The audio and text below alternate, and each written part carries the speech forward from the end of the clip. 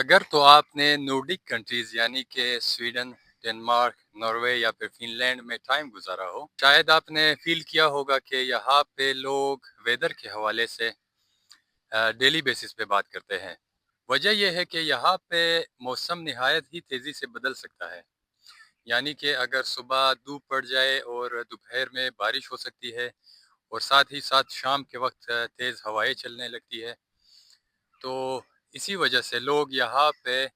Daily basis پہ گھر سے نکلنے سے پہلے ویدر ضرور چیک کرتے ہیں، تاکہ اپنے دن کا آغاز اور اپنی ایکٹیویٹیز کے لیے تیاری کی جا سکے۔ اور یہاں پہ لوگوں کا یہ ماننا ہے کہ اگر مناسب لباس پہنا جائے تو آپ ہر قسم کے ویدر میں انجوائے کر سکتے ہیں، یعنی کہ دھوپ ہو، بارش ہو یا پھر برف پڑ جائے تو کوئی فرق نہیں پڑتا۔ شاید یہی وجہ ہے کہ یہاں پہ لوگ قدرت کے بہت ہی قریب رہتے ہیں۔ خدا کرے ایسا ہو کبھی آپ بھی ان کنٹریز میں جائے تو آپ فیل کریں گے کہ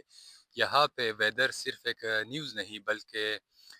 روزانہ کی بنیاد پر گفتگو کے لیے ایک ریزن ہوتی ہے، اور ان تمام فیکٹس کی بنیاد پر یہاں پہ ویدر لوگوں کی زندگی کا ایک اہم حصہ مانا جاتا ہے۔ آپ دیکھ سکتے ہیں کہ میں نے بھی ایک چھوٹا سا بیگ ساتھ رکھا ہوا ہے، اور وجہ یہ ہے کہ صبح گھر سے نکلنے پہ چاہے موسم جتنا بھی گرم ہو،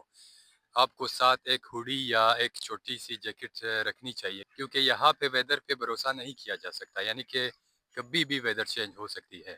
تھینکس فار واچنگ، ملتے ہیں اگلے ویڈیو میں نئی جگہ اور نئی سٹوری کے ساتھ۔